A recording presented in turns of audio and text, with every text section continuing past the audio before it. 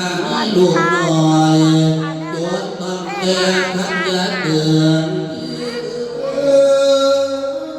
ให้ลูกคือโคโนปัจจัยเจ้าบ้านอันว่าทอดเก็บนานย่างข้ามีลูกแล้วน้องปานันยาได้ย้อนละยาได้ละได้ขอในคือเจ้าตักเลี้ยงให้คือเจ้าตักน้อยต้องเต็งเจ้าเต็งเกินขอเป็ดนั้นอันว่าเจสาเสียนให้ดับดีดอกคือเก่าเปียกดังเท้าอยู่หนักยังมีเหียงแต่ยังในคือขอให้พาพี่ไทยจงประสาทพ้นเตียก็เก่านั้นขอให้กายความใสเสมอดำย้ำเมื่อไว้จะลาเต่ากายคนเฮาดอกคือเก่ากันจะให้พี่น้องเราให้ใส่เอียงดอกดังไม้ขอสิบนั้นมีเมตตาต่อใครโปรดหมู่มนุษย์จิตใจบริสุทธิ์จะปวดตัวขัดอ่อนเศร้าขอให้ตาเจ้าพระสามีได้ทรงโปรดเนตรตรวจการกันเมืองลานพระองค์ท่านให้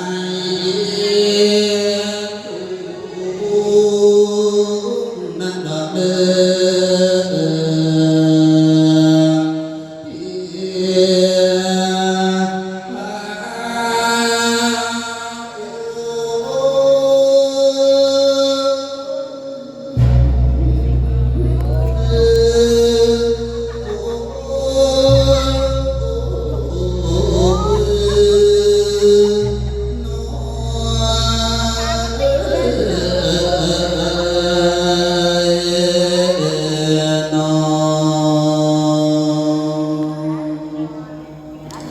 นี่แหละพ้นกิจสิบกว่าสิบประการที่ประนอมนั่งขอมานีอะไรได้มาสู่ฟังเร็ว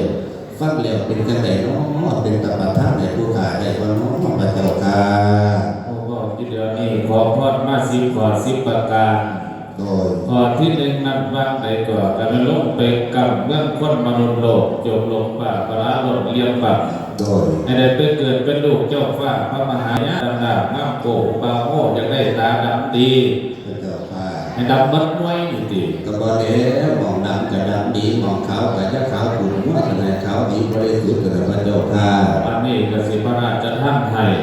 ขอที่สามจะได้คิ้วโกงโดยจะได้โกงขึ้นหรือโกงลงจังไรก็สิว่าเอาโกงขึ้นพระเจ้าค่ะอยากได้โกงลงแล้วก็ต้องเขียนว่าต้องแก้งานคือขั้นสอนแต่รูปของนายพรานอยากได้พระเจ้าค่ะจะได้คิ้วโกงคือขั้นสอนนายพรานโดยอันนี้กสิพระราชท่านให้ขอที่สี่อยากได้ซื้อเก้าว่าแม่พระเจ้าค่ะนั่งสาวเก้าจังสิดินั่งสาวเก้าจังไหนพระเจ้าค่ะอยากได้ซื้อพุทธดีคือเก้าคือจังเน่าอยู่ทึกฟ้าที่พระเจ้าได้ซื้อว่านั่งสาวเก้าเป็นพระเจ้าค่ะโอ้ขันต้องไปเกิดเนี่ยมาโดนไก่ได้ซื้อพุทธดีคือเก้าโดยอันนี้มีกสิบราชท่านไทยข้อที่หาจะได้ยังก่อนละข้อที่หาได้ลูกผู้ชายก่อนพระเจ้าค่ะจะได้ลูกผู้ชายโดยจะจะเอาถอดผู้ชายนั่นพุทธดีมันอยากมันเมินต้นไหนวางกันพระเจ้าค่ะต้นขามล่ำต้นไข่ไก่สัตว์เหียนตีหัวหมาดาไม่เต้นน้ำรถแห่เต้นน้ำหนาหันมาล่ำมิตรไว้บุญมิตรเล่นกระเสาทอโอ้ยบ่ว่าตั้งแต่พอใส่แต่นี้ยังเต็มทางพอใส่สมือนี่นะมันเป็นยังสั้นเด็ดโดยผู้จังสันพระองค์ก็จะประทานไปให้เอาผู้แบบจะได้เป็นผู้มีบุญญาบารมีพระเจ้าค่ะได้ผู้มีบุญญาบารมีโดยอันนี้กสิบาราชกสิเบิ้งสักวันเด้อเสหาเบิ้งว่าสิมีเทพบุตรเทวดาองค์ใดว่าทรงอันนี้พี่สิขอไปก่อนเด้อพระเจ้าค่ะตอนที่6จะได้ยังก่อนที่6ย่างภูขามีโดดมีเต่าแล้วจังสีเนาะว่าจะให้ทองนุ่นพระเจ้าค่ะว่าจะให้ทำนุ่นทำไทยโดยเอาธรรมดาแม่มัน จะต้องทำใครที่หลานจะชอบเป็นตัวแท้เอาผู้อื่นผู้ขาก็อยากได้นั่นไปยากมากยากพระเจ้าค่ะโอ้อันนี้ก็จะว่าราชท่านให้ก่อนที่เจ็ดจะได้ยังบัดเนี่ยก่อนที่เจ็ดจะได้นกตุ่มตั้งที่คือจังเมืองคลองนี่พระเจ้าค่ะจะได้นกตุ่มตั้งขึ้นไว้คล่องโดยโอ้ท่านเป็นเผ่าแก่ชนะกันกับไว้มันยังตื่นว่ามันยอดมันยั้งพระเจ้าค่ะไอ้ตั้งที่คือจังตุ่มคลองพระเจ้าค่ะ60 70เลยตั้งอยู่ที่จุ่มคลองที่เขาเนี่ยโดยลานะเจ้าคิดผิดละพุทธดีขึ้นผิดจังไหนพระเจ้าค่ะนกย่างมันตอนมันแหงสิมีสรรพคุณดีหลายอย่างนกย่างอันนี้สรรพคุณดีก็สิพระเจ้าค่ะมานกย่างนี่สรรพคุณดีหลายอย่างจังไหนเนี่ยย่างฝนได้เสียงแบงย่างแรงได้ตากยาย่างเราค่อยกินกาอยู่หัวหน้าเจ้าก็ไปไล่นกปฏิฟักต้นเต้นต้นตีนค่อยว่าไม่คอนพายัดเต็มแรงหนีหมดก็โอ้ถ้าแต่ฝากไปถึงกุ้งเด็ดแมวหรือว่าออกตายอยู่ที่พระเจ้าค่ะโอ้ก็ดีดอกว่าที่ก็เอาพระเจ้าค่ะเอาอันนี้กสิพระราชทานให้ขอเปลี่ยนขอก็กสิพระราชทานให้วัดสุขอมาพระนักพุทธสิได้ดิทา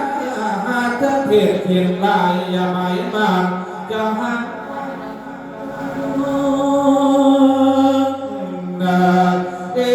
ความว่าโลกนี้ความต้องมีส่วนกับดีขออภัยไม่ดีนักปราชญ์ชนไหลโลดอย่าดินทาโกนปวดลุกโอดหลานมันเมขอน้ำขอน้ำเมียข้าญาติพี่น้องกันฟังเลี้ยว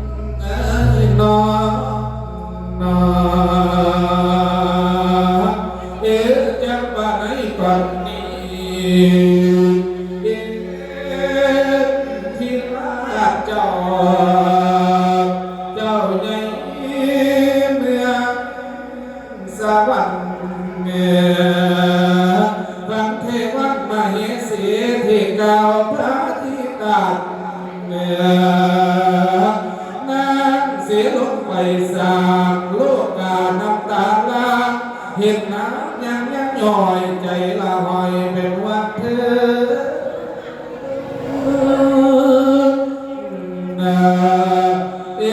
องค์เย็นท่าละว่าจิตละมือสติน้อยเกียบสะปล่อยน้ำน้ำสิหากไหลก็ไปเป็นแม่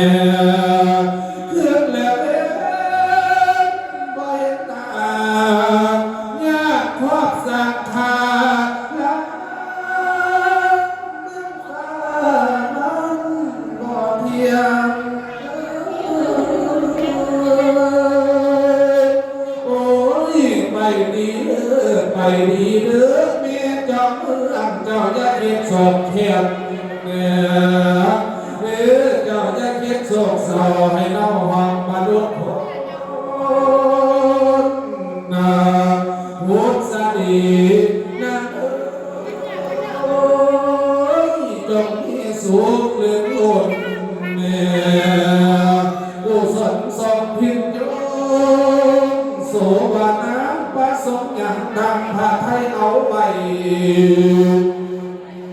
พุทธะดีนั้น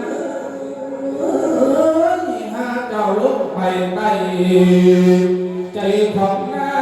งหาเจ้าลุกไปยังใต้ใจของนางจะกว่าไงเดือนนั้นดูพวกบักปืนเห็นจังไรใต้กระไรทะลักบ่อยอย่าไปก้อยให้เมื่อยมือให้เมื่อย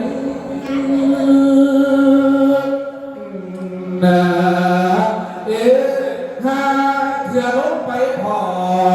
ต่อดีอย่าลืมทุ่มให้เต็มที่ดังเด้อ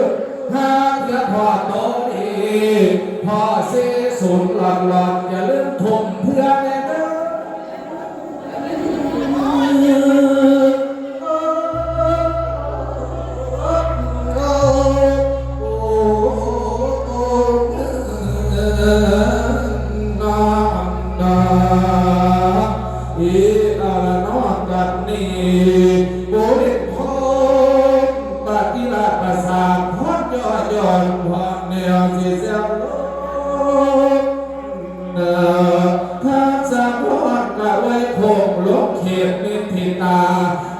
สิบเก้าพระคาถาสิบอาวาสาไปอันต่อไปถ้าฟังตายิมาพันสิเพศต่อทักษะพรกระจกก็ดีตีความ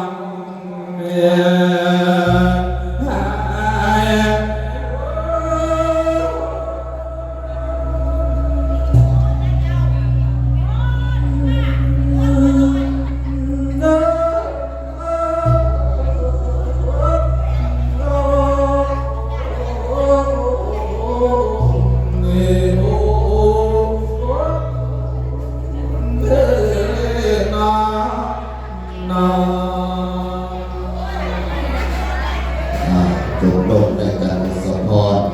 การที่หนึ่งอันประดับไปเลยสิ้นเก่าพระคาถาบัดนี้ต่อจากนี้ไปมาถึงในการยิมมาบ้างการที่สอง